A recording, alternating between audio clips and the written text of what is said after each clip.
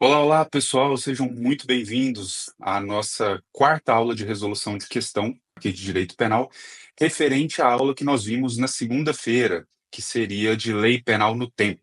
Meu nome é Moacir Neto, eu sou delegado da Polícia Civil de Minas Gerais já há 12 anos. Fui aprovado nos concursos para oficial da PM de Goiás, do DF e também para delegado de São Paulo. E, além disso, sou um apaixonado pelos estudos, um apaixonado aí pelo desenvolvimento pessoal das pessoas que querem realmente se desenvolver no concurso público, na carreira pública, e estou aqui com esse projeto pretensioso, por assim dizer, de ver todo o direito penal, com aulas às segundas e sextas-feiras, às segundas com as nossas aulas teóricas, às sextas-feiras com as nossas aulas de resolução de questão, e espero que isso traga um proveito para você que está iniciando o seu estudo ou mesmo tentando se manter sempre atualizado, se manter revisitando a matéria. Então, se você não é inscrito no canal, eu sugiro que você se inscreva, ative as notificações para você não perder de fato nenhum conteúdo, seja referente às matérias, seja referente às questões, ou seja referente a outros vídeos que nós vamos colocar aqui, como por exemplo de organização, de motivação, planejamento de estudo, enfim, algo que vai acrescentar na sua caminhada para concurso público. Então, sem mais delongas, vamos para a nossa aula de resolução de questão.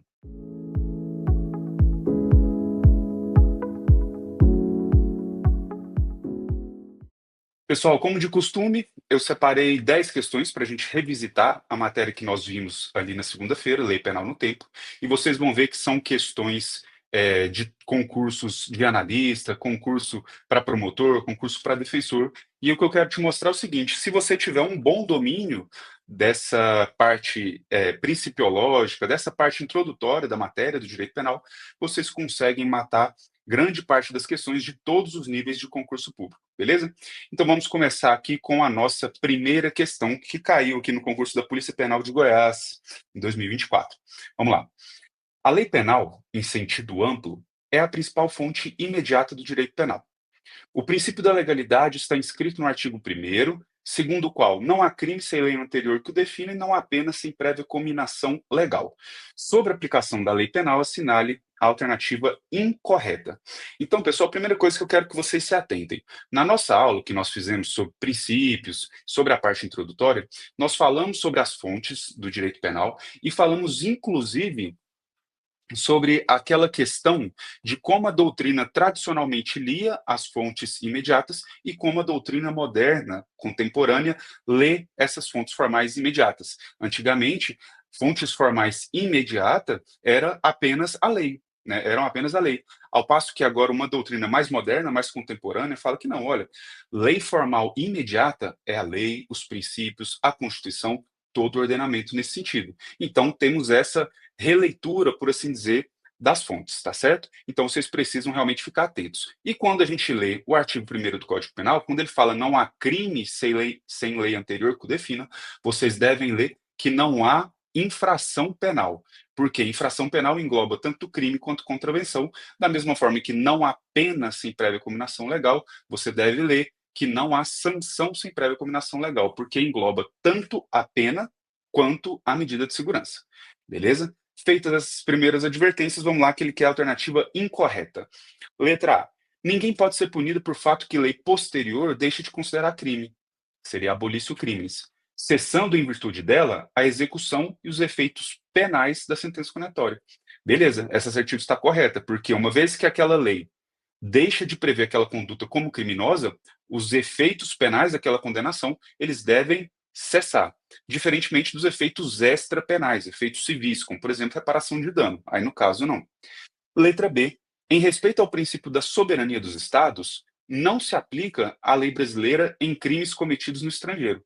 Pessoal, essa aqui é a nossa assertiva incorreta. Por quê?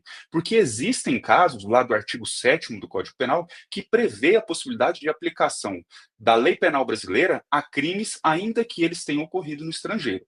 Então, beleza? Vamos ver as demais alternativas. Letra C. A sentença estrangeira, quando a aplicação da lei brasileira produz na espécie as mesmas consequências, pode ser homologada no Brasil para obrigar o condenado à reparação dos danos. Beleza, é um dos efeitos possíveis da sentença estrangeira, desde que haja, claro, requerimento do ofendido. Letra D. Considera-se praticado o crime no momento da ação ou omissão, ainda que outro seja o momento do resultado. Perfeito. É o que diz a teoria da atividade, que regula, né, que nos traz aqui a ideia de tempo do crime.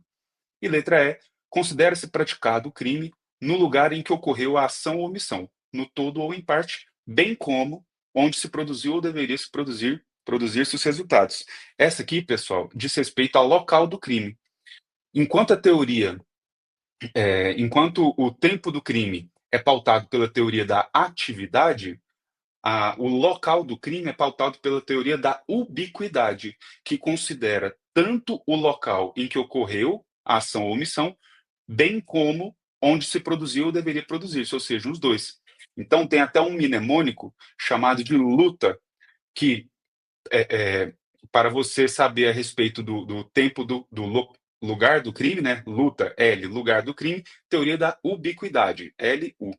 E tempo do crime, teoria da atividade. Então, se você ver, luta, local do crime, ubiquidade, tempo do crime, teoria da atividade. Beleza? E a nossa aqui, a alternativa correta é a letra B, como nós já adiantamos. Beleza? E aqui eu trouxe para vocês, pessoal, para ficar no material. E por que eu trago para ficar nesse material aqui? Porque eu sei que vocês, muito provavelmente, vão fazer realmente o download desse material, vão baixar esse material para deixar ali como um excelente material de revisão de véspera, quando estiver chegando ali sua prova, independente do concurso que você for fazer. Então, eu tenho cuidado de deixar aqui. Então, vejo vocês que o artigo 7º, ele traz as ocasiões, as hipóteses em que a lei penal brasileira vai se aplicar em crimes embora cometidos no estrangeiro. Tem o inciso 1º e o inciso 2º. O inciso 1º é aquele caso da extraterritorialidade incondicionada, enquanto que o segundo, o inciso 2, né, esse segundo, é o caso da extraterritorialidade condicionada, tá certo? E aí depois vocês deem uma lida aqui para vocês ficarem atentos a isso. Vamos lá para a questão 2, que a aula hoje é uma aula rápida, é uma aula de até 40 minutos. A ideia aqui é realmente a gente revisitar aquela matéria que a gente viu na segunda e poder ter uma melhor fixação. Então, vamos lá. Concurso aqui para auditor do TSE do Paraná, de 2024. Em relação à aplicação da lei penal, assinale a alternativa, a opção correta. Letra A. Sentença penal estrangeira que obriga o condenado a reparar o dano causado pela conduta pode ser homologada no Brasil, independentemente de pedido da parte interessada. Então vejam vocês que aí a gente já consegue eliminar ela, porque realmente depende de pedido da parte interessada. Afinal de contas, reparação de dano é só vocês pensarem que é um efeito que vai dizer respeito àquela pessoa em si. Então precisa de fato do pedido dela. Letra B. Para efeitos de aplicação da lei penal brasileira, as embarcações públicas são consideradas extensão do território nacional desde que estejam em alto mar. Nós veremos ali sobre o local do crime, a aula sobre o local do crime, mas eu já adianto aqui que as embarcações públicas, né, do Brasil, públicas, elas serão consideradas extensão do território nacional, por assim dizer, estarão sujeitas à aplicação da lei penal, independente de onde elas estejam, seja em alto mar ou seja até mesmo em um território estrangeiro, por ser uma embarcação pública, entende que faz parte ali da soberania do Estado. Então a alternativa também está errada. Letra C. A pena cumprida no estrangeiro só gera efeitos naquela imposta no Brasil quando ambas forem da mesma natureza. Nós sabemos que não. Por quê? Se forem da mesma natureza, você vai computar. Se forem naturezas diversas, você vai atenuar a pena. Então tem essa possibilidade, essa dupla possibilidade no Código Penal. Letra D.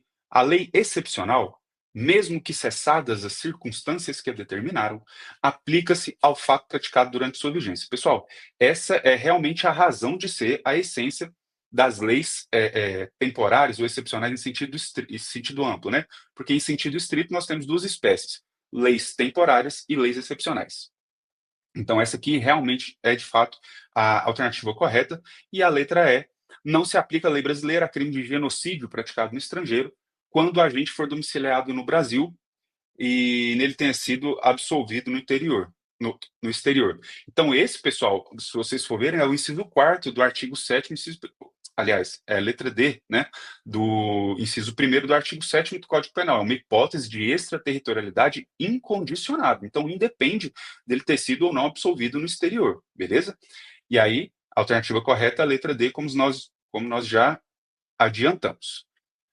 Beleza? Então, lá para a próxima questão, questão que caiu na prova de auditor do TSE do Pará, em 2024. Manuela, e vejam vocês, pessoal, que essa questão, salvo engano, foi da FGV. E é uma característica da banca FGV ela trazer realmente essas questões que trazem os casos concretos e tudo mais, e que você precisa de uma atenção redobrada para ler e resolver.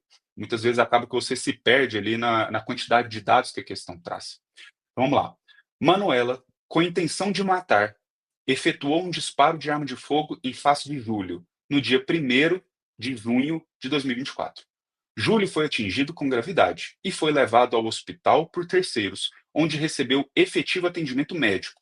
Entretanto, por complicações decorrentes do projétil de arma de fogo, então é importante inclusive essa informação, Júlio veio a falecer em 1º de agosto de 2024. Ou seja, o tempo, a ocasião da ação se deu em um dia e o resultado se consumou em outro. E aí ele continua. Em 10 de julho, ou seja, entre a data em que a ação se realizou e o resultado, entrou em vigor, norma penal que aumenta a pena dos crimes de homicídio praticado pelo emprego de arma de fogo, ou seja, uma causa de aumento de pena prejudicial ao réu. Porém, a mesma lei criou uma causa de diminuição de pena aplicável em tese ao caso. Então, a mesma lei trouxe uma causa de aumento, por emprego de arma de fogo, que foi o caso, e uma causa de diminuição, que também se aplicaria ao caso. Observando a situação descrita e considerando as disposições do Código Penal e jurisprudência, assinale a afirmativa correta. Beleza. Então, o que a gente tem aqui, pessoal? Antes da gente começar a analisar as questões, as alternativas. Olha, ele falou o seguinte: o crime ocorreu em um dia, o resultado ocorreu em outro. Só que entre um e outro, teve uma lei penal que prejudicou e beneficiou o réu. Em uma parte, ela trouxe uma causa positiva, que foi uma causa de diminuição de pena, outra parte, ela trouxe uma parte que prejudicou o réu, porque previu ali uma causa de aumento de pena. E aí ele segue, pede para você analisar, e você tem que saber, então, dessa possibilidade da lei penal ela se mover no tempo, que nós chamamos de extratividade. A capacidade de se aplicar retroativamente a fatos já ocorridos e a capacidade de se aplicar ultrativamente. Ou seja, ainda que a lei tenha sido revogada, ela pode ser aplicada futuramente. Então, beleza. Vamos. Eu já adiantei a correta aqui, mas vamos seguindo aqui. Vamos analisar aqui as alternativas. Letra A. Considera-se ocorrido o delito no dia 1º de agosto. Então, aqui a gente já elimina. Por quê? Porque tempo do crime, teoria da atividade. Teoria da atividade é quando se deu a ação ou omissão. E no dia 1º de agosto foi o resultado, né? Letra B. O delito ocorreu em 1º de agosto. Também a gente já consegue eliminar. Letra C. O delito ocorreu em 1º de junho. Ok. Porém, a nova lei retroage apenas na parte que beneficia a acusada. Será que ela pode, de fato, retroagir apenas na parte que beneficia? Ou seja, nós aplicaríamos duas leis penais, aquela que estava em vigor ao tempo da ação, mais aquela que entrou em vigor depois, mas tem uma parte que a beneficia. A gente já sabe que isso não pode acontecer. Letra D. O delito ocorreu em 1º de junho. Porém, a nova lei só pode ser aplicada ao caso se inteiramente mais favorável à acusada. E essa é a nossa alternativa correta. Inclusive, o STJ tem entendimento sumulado quanto a isso, a súmula 501, salvo engano, quando ele trata ali do crime de tráfico de drogas, afirmando que quando a lei nova entrou em vigor, a 11.343, ela poderia ser aplicada apenas se integralmente. Não poderia haver, então, essa junção entre a anterior, 6368, e a posterior, 11.343. E a letra E. O momento do crime se protrai entre a conduta e o resultado? Nada a ver, né? O momento do crime, mais uma vez, luta, local, ubiquidade, tempo, atividade. Então, o momento do crime seria aquele da ação ou omissão e não se protrai. Beleza? Então, alternativa correta, como nós já havíamos dado um spoiler aqui, letra D. Beleza? Vamos lá, então, pessoal, para a nossa questão número 4. Questão que caiu na prova de analista do CNJ, agora de 2024. Também um concursão, hein, pessoal? Então, vamos lá.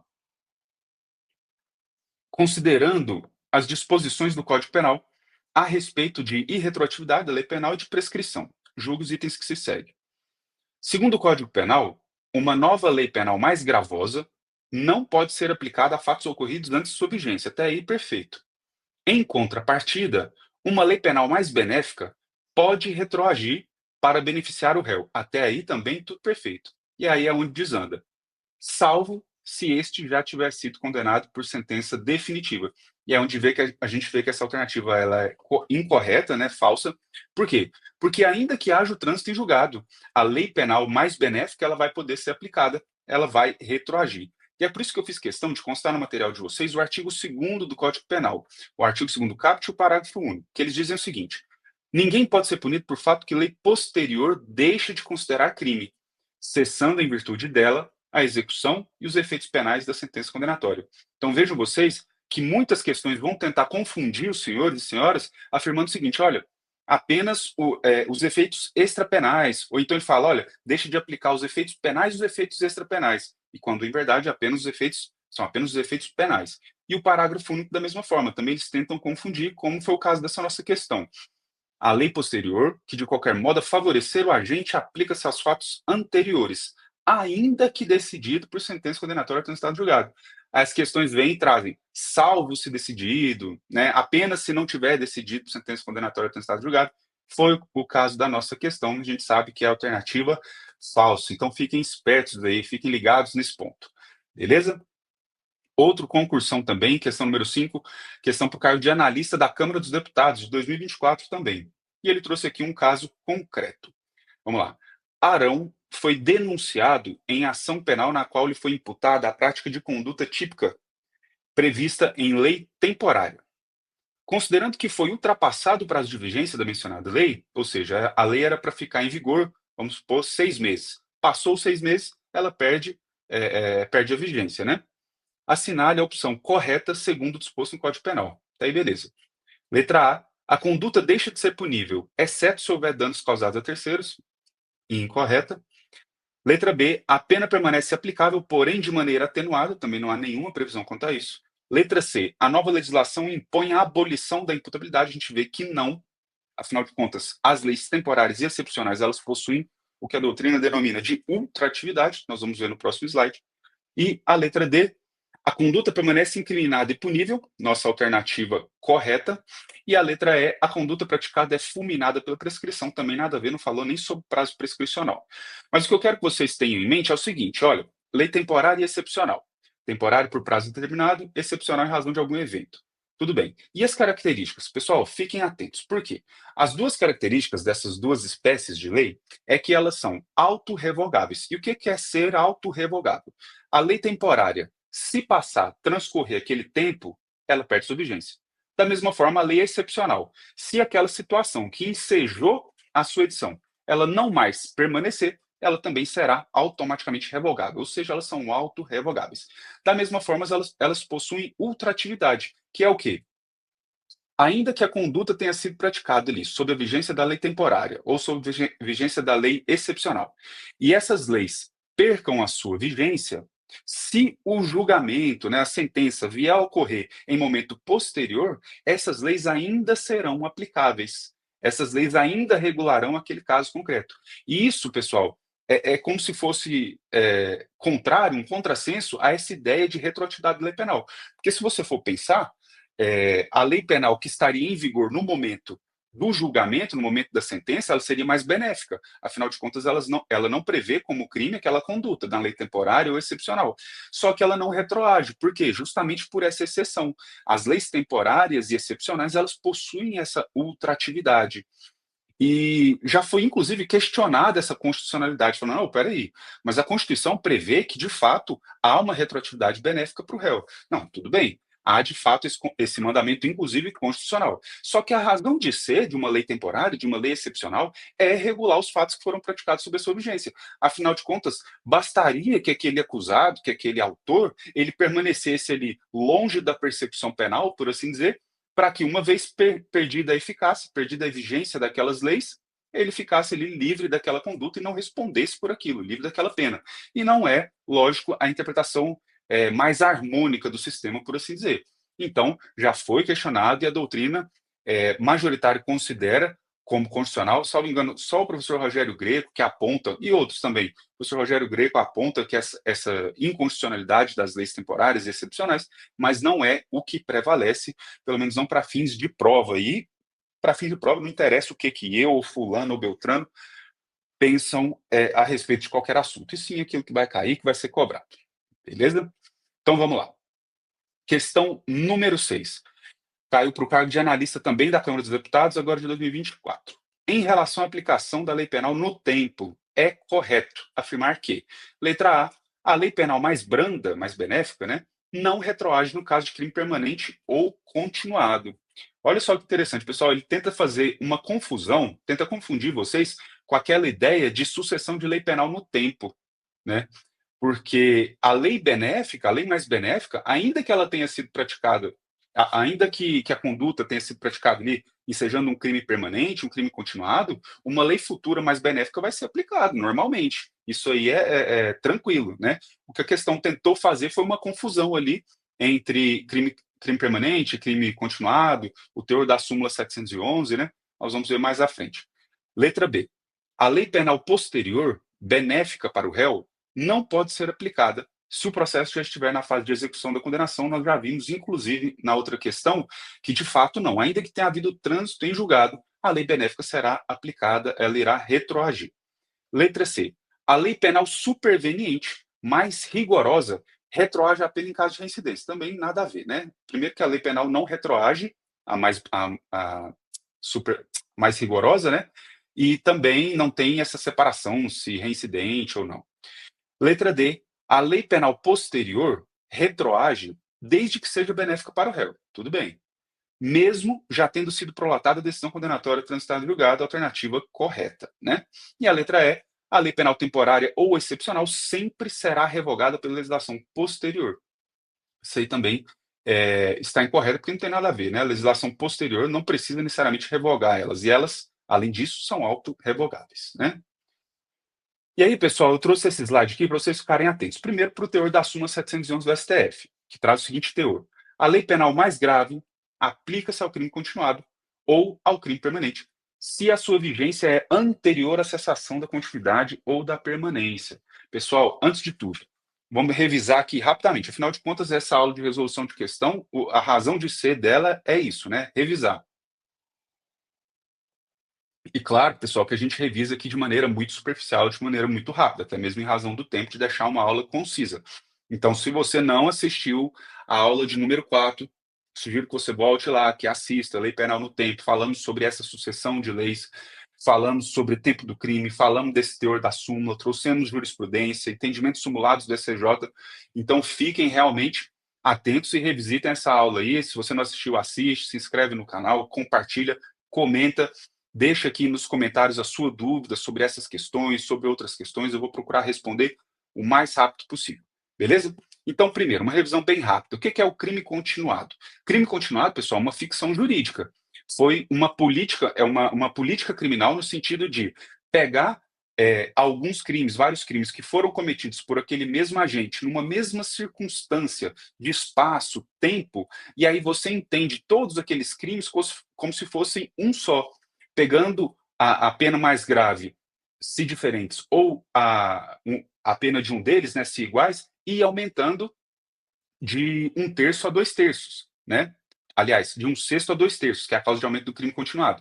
Então, vejam vocês que é uma ficção jurídica. É aquele caso daquele indivíduo que hoje furta um desodorante na mercearia, amanhã ele furta uma bala, depois da manhã, ele furta um pacote de pão, depois da manhã, ele furta, sei lá, vamos colocar uma picanha, para fugir um pouco da questão do furto famélico também, né? Mas, enfim, vejam vocês que foram uma série de furtos, do mesmo modo, em curto espaço de tempo, na mesma situação, né, na mesma dinâmica, no mesmo espaço temporal e no mesmo espaço físico também, e aí a política criminal vem e considera como apenas um crime. Só que fala o seguinte: olha, tudo bem, só que ele praticou 4 furtos. Se depois do segundo furto, veio uma lei penal e considerou uma pena mais grave para o crime de furto, quando nós fizermos essa, vamos dizer assim, unificação para fim de aplicação de pena, esse crime tido como único, né, crime continuado, ele vai ser tutelado por aquela lei penal mais gravosa, ainda, né, que seja penal mais gravosa. Da mesma forma, o crime permanente. Crime permanente é aquele que se protrai no tempo. O tráfico de drogas, artigo 33 da Lei 11.343 de 2006, Por exemplo, um dos seus núcleos do verbo, do núcleo do tipo penal, é o verbo ter em depósito. E ter em depósito é um crime permanente, que se protrai ao longo do tempo. Você tem em depósito por um dia, uma semana, um mês, um ano. Então você está ali recorrentemente cometendo aquele crime. Ainda não se consumou. E aí, a ideia da súmula é exatamente a mesma. Olha, você está tendo em depósito. Se, no meio do seu depósito, digamos assim, veio uma lei penal mais gravosa, ela vai se aplicar àquele caso, né? Ainda que mais gravosa. Essa é a ideia da súmula 711 e do crime continuado e crime permanente. E aí a doutrina, nós falamos, inclusive na aula passada, sobre o crime habitual. Ó, o crime habitual é aquele que, para ser considerado crime, para ser considerado consumado, ele tem que haver uma habitualidade, uma reiteração de atos. Não é um ato isolado que vai caracterizar uma conduta criminosa. Essa é basicamente a ideia. E aí vem a maioria, não digo maioria, mas grande parte da doutrina, e fala o seguinte: olha, é o mesmo raciocínio do crime permanente e do crime continuado, também nós vamos aplicar ao crime habitual. E eu trouxe na aula sobre lei penal no tempo, sugiro a vocês que vejam a aula, o entendimento do professor André Eiseles. Ele fala o seguinte: olha, peraí, não é bem assim. Se naquele momento que você está analisando já tiveram atos suficientes para caracterizar a habitualidade, ok, a gente aplica o mesmo entendimento. Caso contrário, se aquele momento que você está analisando não houveram atos suficientes para caracterizar a habitualidade, aí nesse caso não. Aí vai se aplicar somente a lei penal dali para frente, né? Então essa é mais ou menos a ideia, beleza? Então vamos seguindo. Questão número 7 caiu aqui no cargo de analista também da Câmara dos Deputados. Eu coloquei ela adaptada aqui porque vinha as alternativas, nós vamos analisar só os itens. No tocante às normas gerais do direito penal, analise as afirmações a seguir. Primeira afirmativa: a pena cumprida no estrangeiro não atenua a pena imposta no Brasil pelo mesmo crime quando diversas, ou nela é computado quando idênticas. Então, essa alternativa é incorreta justamente porque a gente já falou nesse ponto, né? Se as penas forem iguais, você computa; se forem diversas, você atenua. Item 2, considere-se praticado o crime no momento da ação ou omissão, mesmo que outro seja o momento do resultado. Lembra, pessoal? Luta, lugar, teoria da ubiquidade; tempo, teoria da atividade. Então, essa alternativa está correta, assertiva. E a número 3, inciso 3, ninguém pode ser punido por fato que lei posterior deixe de considerar crime. Até aí tudo bem. Não cessando, porém, em virtude dela, a execução e os efeitos penais da sentença condenatória. Aí tornou o item errado, falso. Beleza? Nós já vimos isso aqui também. Questão número 8, caiu na prova de defensor do Acre, pessoal. E falava o seguinte: com relação à aplicação da lei penal no tempo, assinale a opção correta, considerando o entendimento jurisprudencial do STF.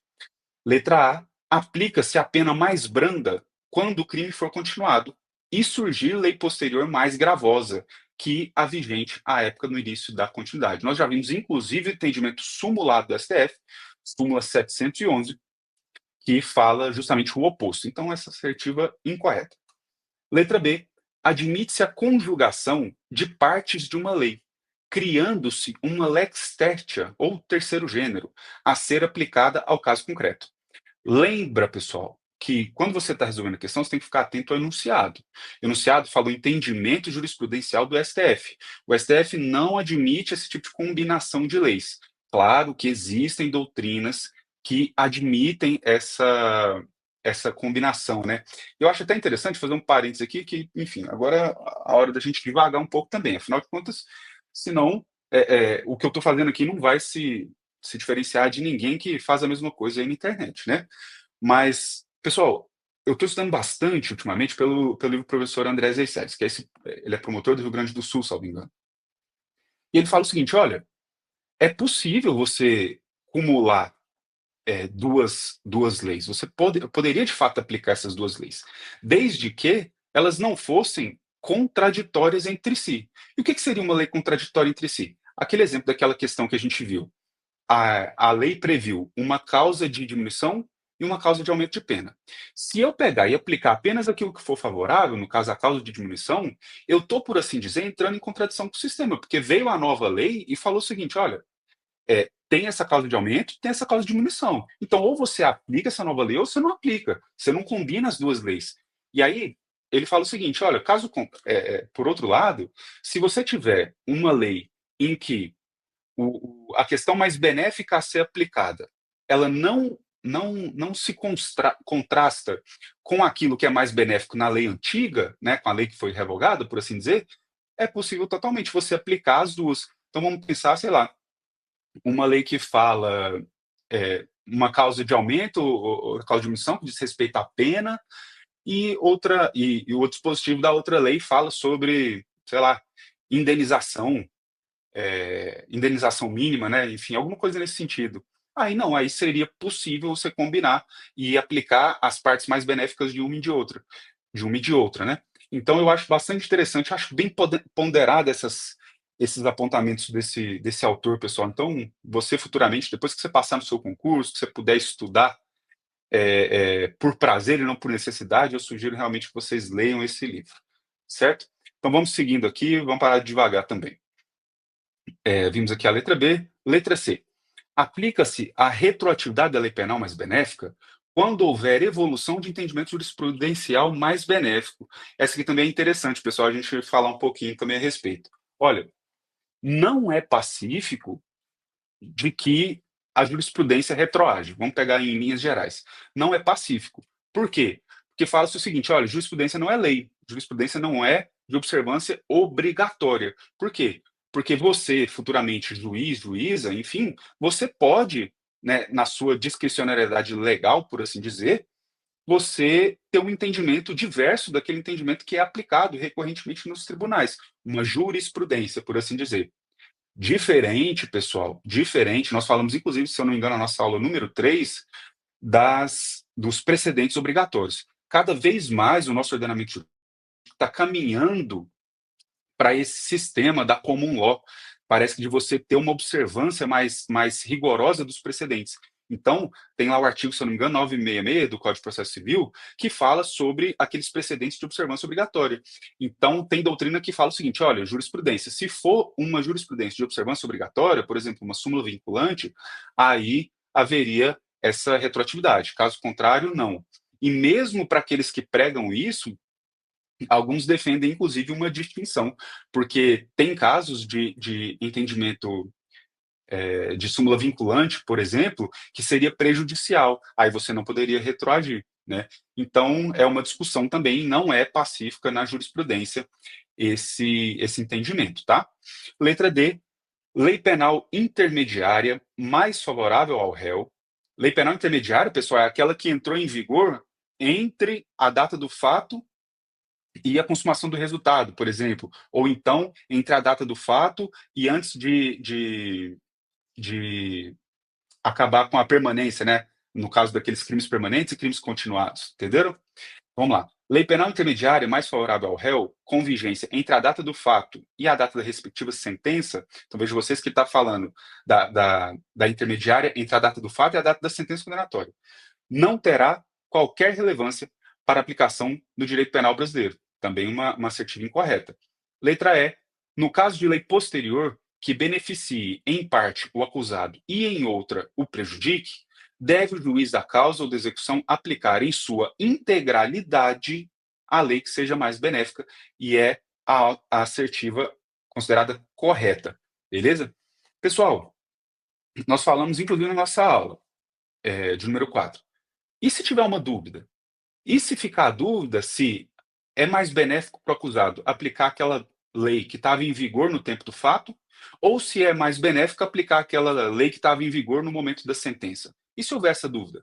A doutrina fala o seguinte: olha, se houver a dúvida, você, você provoca o investigado, o acusado, para se manifestar, porque ninguém melhor que ele para dizer qual lei ele considera mais favorável, correto?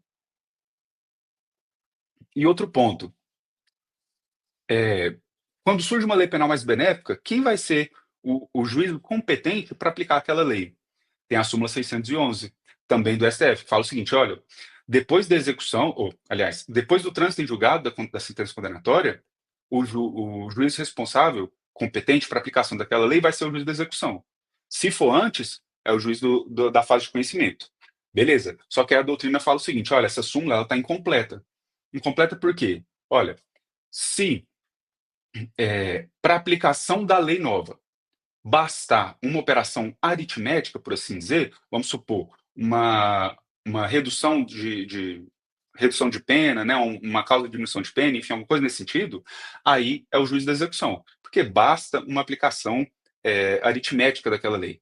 Caso contrário, se você precisar fazer uma valoração daquele fato, né, um juízo de valor sobre aquele fato que vai ser aplicado, aí não. Aí teria que ser o juízo de conhecimento, né, o juízo da parte de conhecimento, e isso se daria por meio de uma revisão criminal. É o que a doutrina costuma distinguir e falar dessa incompletude, né, da súmula. Mas tudo bem. Vamos lá, questão número 9, auditor da Controladoria Geral do Estado do Rio de Janeiro. Em relação à aplicação da lei penal, ao tempo e lugar do crime, aos crimes contra o patrimônio e aos crimes contra a administração, julgue o item seguinte. Suponha que no dia 15 de dezembro de 2023, João tenha efetuado 3 disparos de arma de fogo contra Antônio, atingindo-o na cabeça. E que a vítima tenha sido socorrida por terceiros e levada ao hospital, mas apesar dos esforços médicos, tenha falecido no dia 17 de dezembro. Então, o fato foi no dia 15, dia 17 faleceu.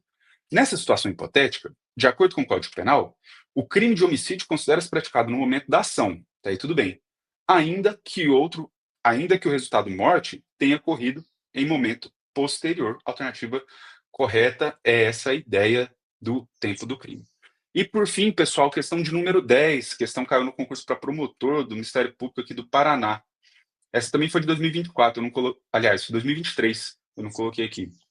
Sobre a teoria da lei penal, assinale a alternativa incorreta. Então, ele quer a alternativa incorreta. E só uma observação aqui, né? Nossa, esses concursos para provas para Ministério Público, eles são danados para pedir essas assertivas incorretas. E muitas vezes, quando você não está com atenção, então você já está ali correndo, você não lê incorreta, você está procurando a correta. Às vezes você até não sabe a letra A, mas a letra B você sabe, estava correta, você marca ela e passa para a próxima, né? Então, pessoal, sempre atenção. Vamos lá, ele quer a alternativa incorreta. Letra A.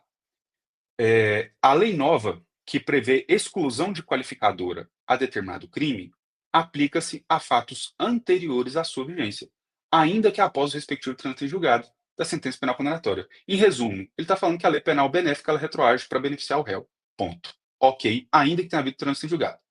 Então, assertiva correta, letra correta. Letra B. Dentre as proibições que derivam, da aplicação do princípio da legalidade, pode-se citar a proibição da retroatividade da lei penal, que admite exceções, e a proibição de analogia em matéria penal, que não admite exceções. A gente também sabe que isso aí essa é a alternativa incorreta, na verdade, né? Por quê? Porque a analogia em malam partem, ou seja, em desfavor do réu, ela não pode acontecer. Por outro lado, a analogia in bonam partem, ou seja, a favor do réu, ela pode se dar. Então, vamos analisar as outras. Letra C.